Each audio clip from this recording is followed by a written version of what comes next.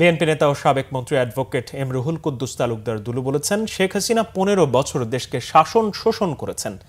শুক্রবার নাটোরের নলডাঙ্গা উপজেলার মমিনপুর কলেজ মাঠে এক সমাবেশে প্রধান অতিথির বক্তব্যে রুহুল কুদ্দুস তালুকদার এসব কথা বলেন। জুলাই বিপ্লবে নিহত শহীদদের স্মরণে স্থানীয় বিএনপি অনুষ্ঠানের আয়োজন করে। দুলু অভিযোগ করেন, শেখ হাসিনা ভারতে বসে দেশের বিরুদ্ধে ষড়যন্ত্র ও চক্রান্ত করছে। দেশে আসতে পারলে শেখ হাসিনা বাংলাদেশকে ভারতের অঙ্গরাজ্যে পরিণত করবে বলেও মন্তব্য করেন রুহুল কুদ্দুস তালুকদার দুলু। বছর ভোটারবিহীন ভাবে বাংলাদেশের শাসন শোষণ করেছে।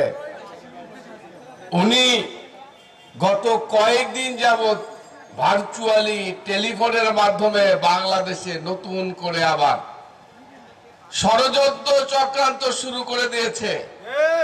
তো এবার যদি হাসিনা আসতে পারে তাহলে কি হবে? এই বাংলাদেশকে ভারতের কাছে ভারতের অঙ্গরাজ্য, অর্থাৎ এই বাংলাদেশ ভারতের অঙ্গরাজ্যে পরিণত হবে। এটা কি আপনারা চান?